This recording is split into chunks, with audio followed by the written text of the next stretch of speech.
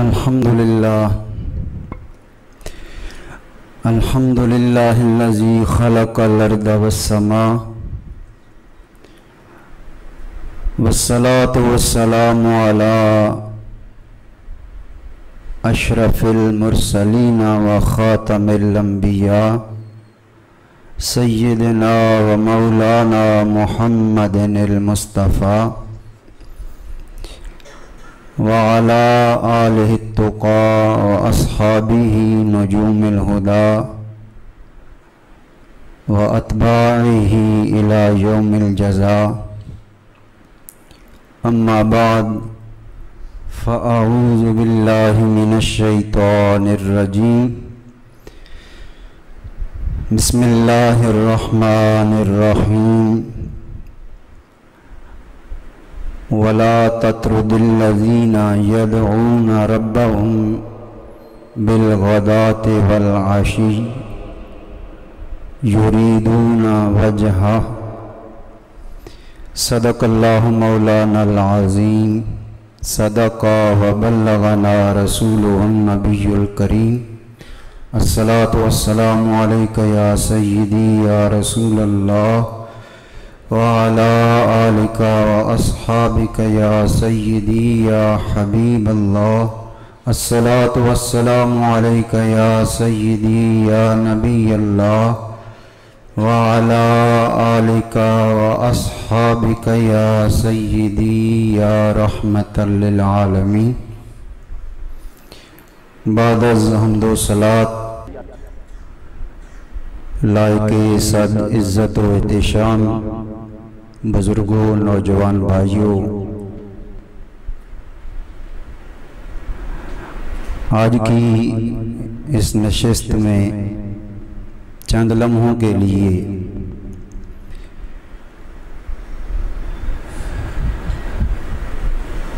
گفتگو کا موضوع ارادت کے حوالے سے مجھے دیا گیا، اور اسی تناظر میں میں نے ایک آیت طیبہ تلاوت کرنے کی سعادت حاصل کی ہے. اللہ تعالی حق بیانی کی توفیق عطا فرمائے اور عمل کی توفیق ارزانی فرمائے.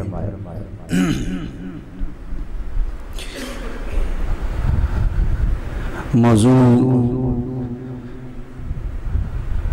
میرے لیے قدر مشکل ہے، لیکن جو معافی ضمیر ہے وہ میں عرض کرنے کی سعادت حاصل کروں گا.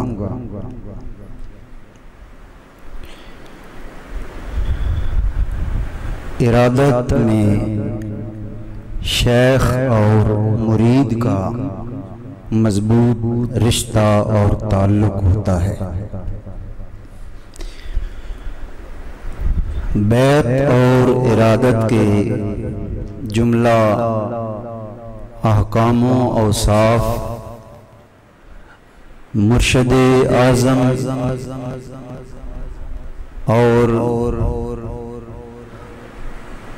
صحابہ کرام رضوان اللہ تعالی علیہم اجمعین کی حیات طیبہ اوصاف اور احکام سے اخذ شدہ ہیں.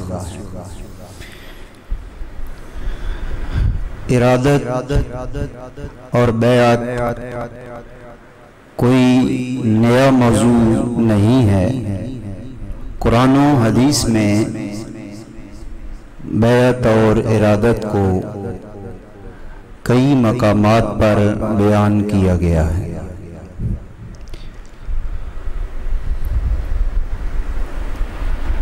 حضور غوث الورا غوث اعظم رضی اللہ تعالی عنہ نے اسی آیت سے ارادت کو ثابت کیا.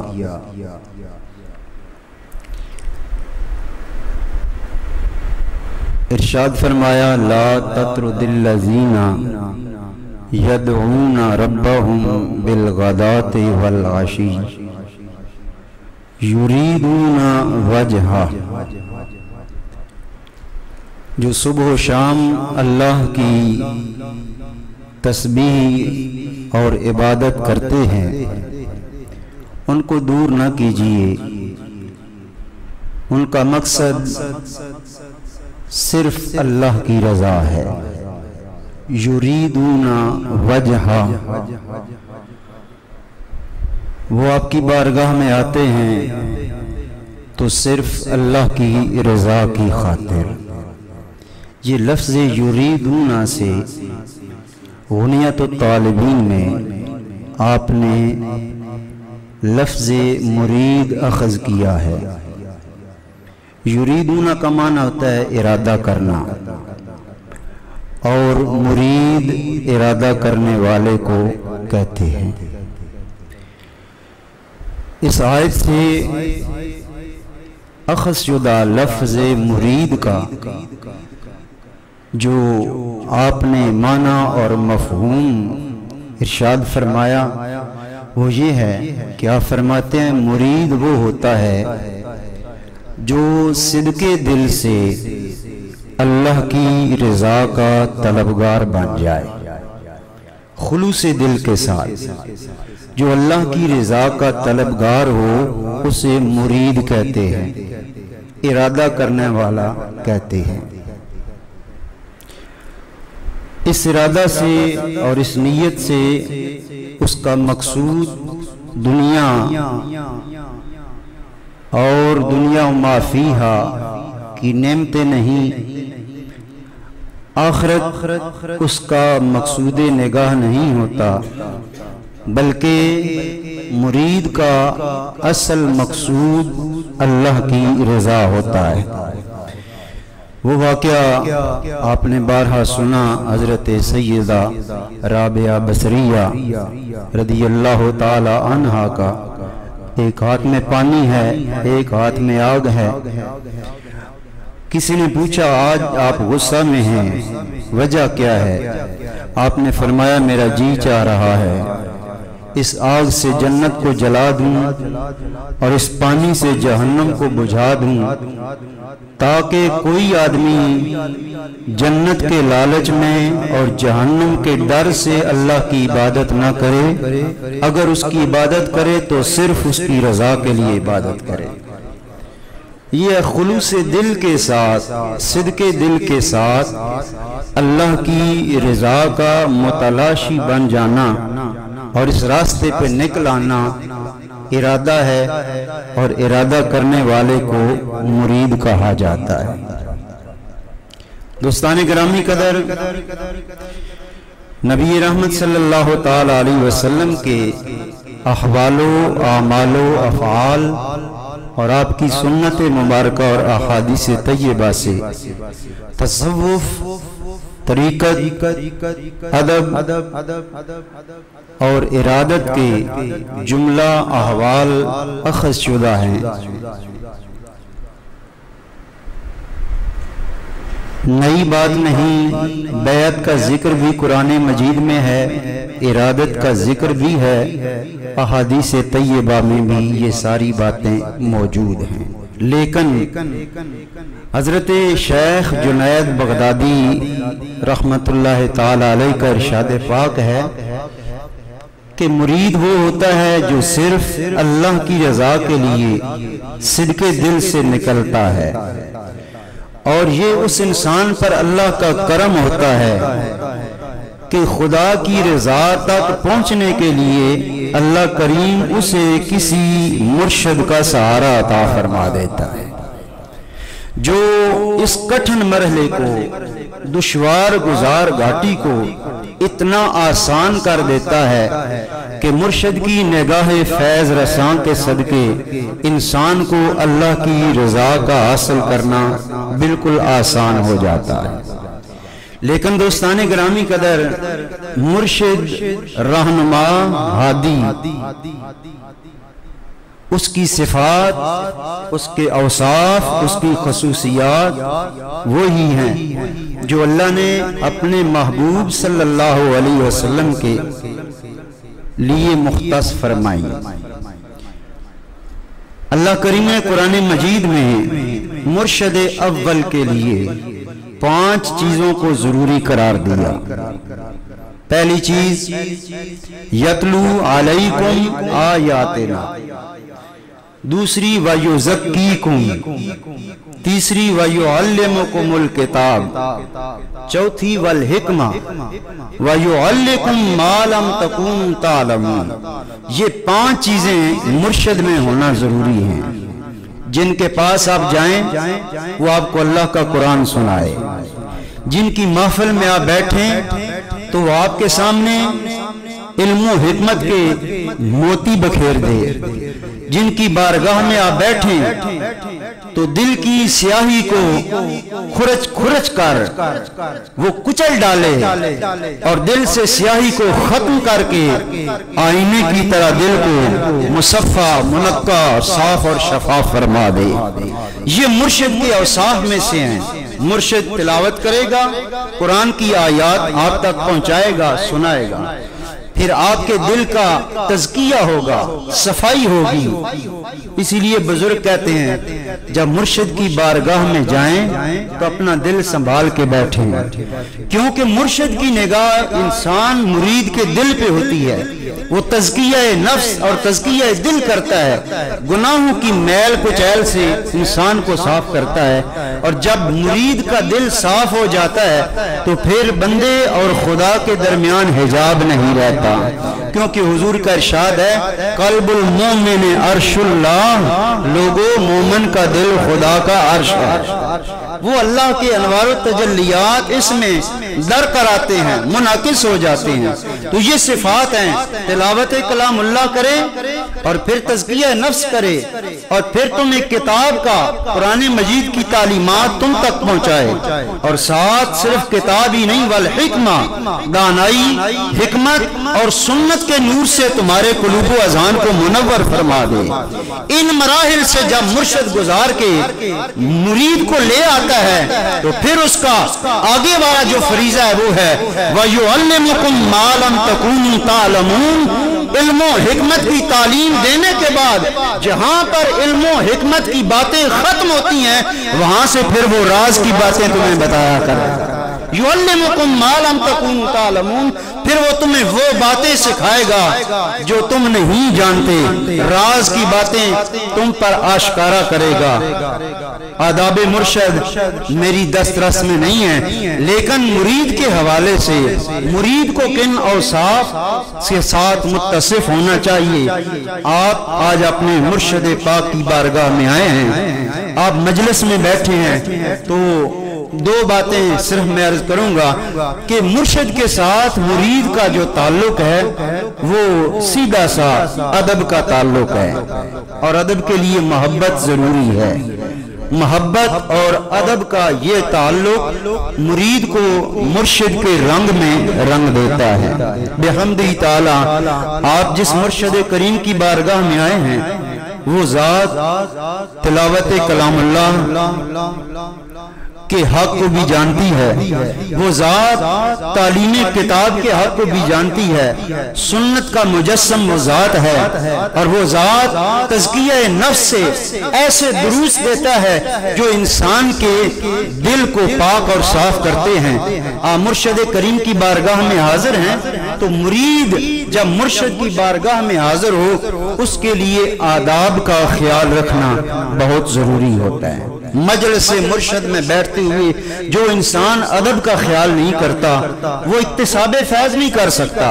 ادب پہلا کرینہ ہے محبت کے کرینوں میں۔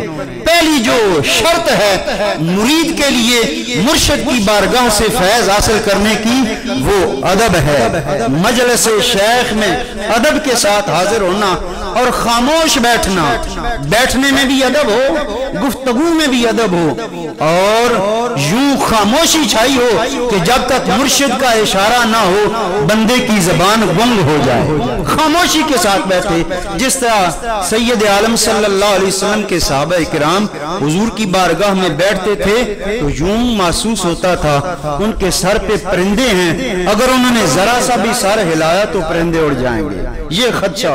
इस तरह मुर्शिद करीम की बारगाह में बैठे आपने इक्तिसाबे फैज करना है, अदब का हर करीना आपने मद्देनजर रखना है। तो पहला करीना है कि अदब के साथ आप तशरीफ फरमा हो, और जब तक बैठे खामोशी के साथ आप तशरीफ फरमा हो। हजरत बायजीद बुस्तामी रहमतुल्लाह ताला अलैह आप फरमाते मैं किबला हजरत अबू उस्मान नेशापुरी की बारगाह में हाजिर हुआ तो मैंने देखा एक आदमी जो खिदमतकार है, जो भी गुलाम आते हैं उन्हें खाना दे रहा है, खिदमतकार है, जो आपके मुसाहिबीन हैं उनकी बारगाह में हदाया और तोहफे पेश कर रहा है। आता है चला जाता है, आता है चला जाता है, बोलता नहीं, खामोश है, जबान नहीं हिलाता। कुछ देर में देखता रहा, फिर मैंने हजरत के जो मुसाहिबीन थे उनसे सवाल किया ये आदमी कौन है, खामोश है, इतनी भाग दौड़ कर रहा है, खिदमत में मसरूफ है लेकिन बोलता नहीं है, खामोश है।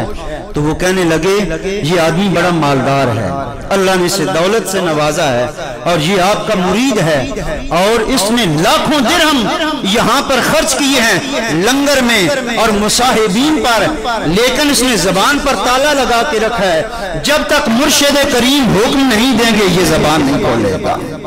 अगर मुर्शिद की बारगाह में आना है जबान खामोश हो, जब तक मुर्शिद करीम इरशाद ना फरमाए जायज बात भी मुर्शिद के सामने करना ये अदब के करीनों के खिलाफ हुआ करता है। दोस्ताने ग्रामी कदर, इससे एक तो ये पता चला आजकल जो मुर्शिद बने बैठे हैं उनकी निगाह दिल से ऊपर ऊपर जेब तक रहती है, वो भी चाहते हैं माल आए, दौलत आए, नजराने आए, हमारी जेब भरती रहे। और जो मुरीद होते हैं वो भी इसी तरह फराड करते हैं, वो भी कहते हैं हम पैसा देंगे, हम मालो दौलत वाले हैं, मुर्शिद को खरीद लेंगे, बात हमारी बनी रहे, कोई और मेरे मुर्शिद को ना अपनी तरफ मुतवज्जे कर सके।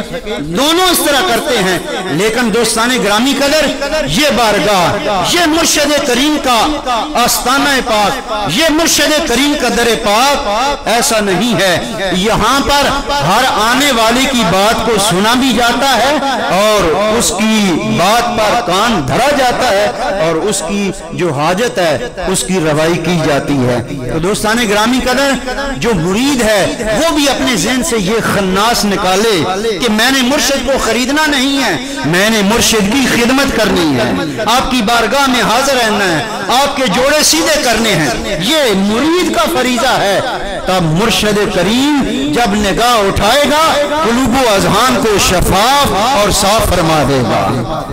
अदब ये करीना है। और खामोशी मुर्शिद करीम की बारगाह में खामोश रहना ये भी मुर्शिद करीम की मजलिस के आदाब है। बुजुर्ग फरमाते हैं मुरीद एक होता है जो मजलिस में हाजिर हो और एक मुरीद है जो घर में बैठा है, जो मुर्शिद की बारगाह में हाजिर नहीं है। फरमाया दोनों इक्तिसाब कर सकते हैं, दोनों को फैज मिल सकता है। किस तरह फैज मिलेगा? जो मुर्शिद की बारगाह में बैठा है वो अदब के साथ बैठे, उससे फैज मिलेगा।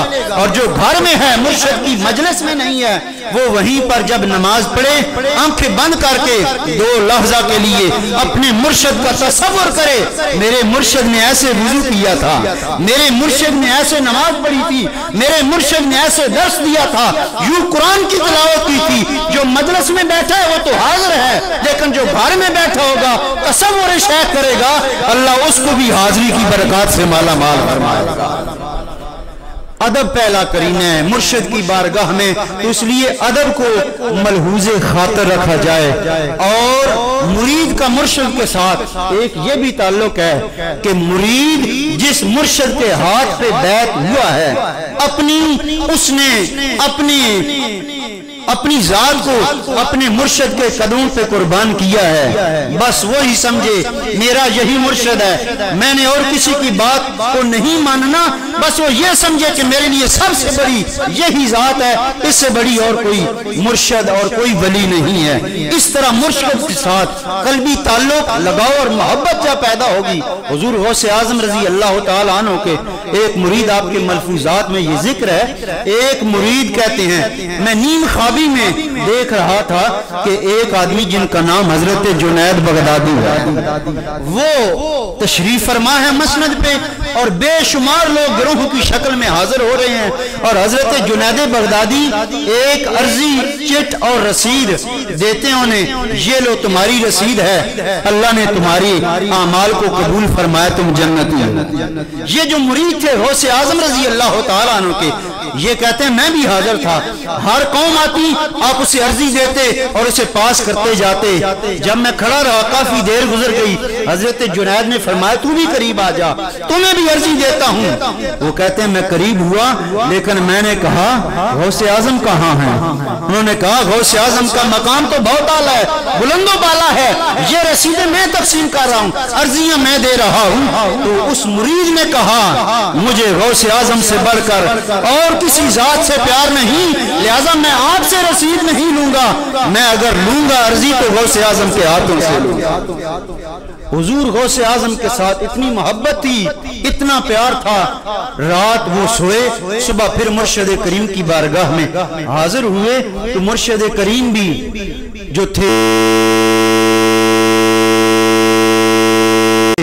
وہ اللہ کی بارگاہ میں پہنچے ہوئے انسان تھے، جو ہی مرید کو دیکھا سامنے آئے تو آپ نے فرمایا اے میرے غلام، جنید بغداد سے عرضی لے لیتا، وہ عرضی بھی تو میں غوث اعظم ہی دے رہا تھا۔